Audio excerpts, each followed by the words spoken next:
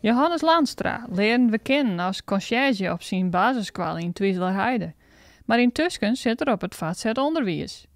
Mijn soortwille gaat hij naar het Ares in Boetenpost, dat de werkwijze hem goed bevalt. We doen steeds om en om. Dan ik hier zit ik boven in het stamlokaal. Om leren, gewoon rekenen, wiskunde, Engels, Nederlands. En daarna doen we dan weer praktijk.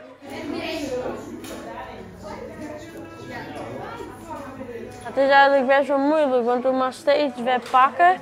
En dan moet het eerst weer oors omdraaid worden, want de meeste drie het net zien. Op zijn nijschool is er nog net tak aan om conciërgewerk, want hij had het te druk met de lessen. Maar in de toekomst sluit hij het net uit.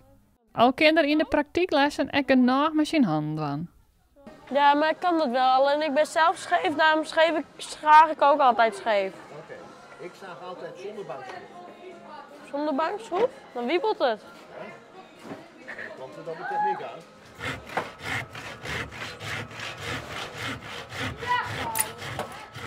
Op zijn oude squallen kon ze toch net heel dal zonder Johannes.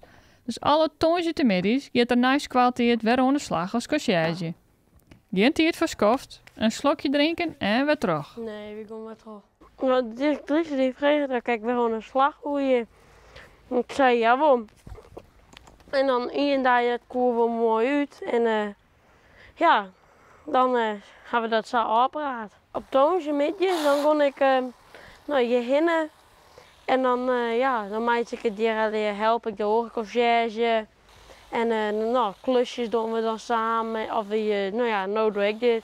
En nog een keer, omdat René weer wat. En nou doen we beide weer. We doen altijd beide wel wat. We hebben altijd wel wat bij ding. Mag ik helpen met oproepen of lukt het zelf? Nee, dat René niks te doen had, maar het wel maar. Anders doet het net. Ik ga er wel wat aan. Oh. Johannes had zelfs de nieuwe conciërge inwerken voordat er naar het voortgezet onderwijs ging. De komende tijd bleef er het ook mooi combineren.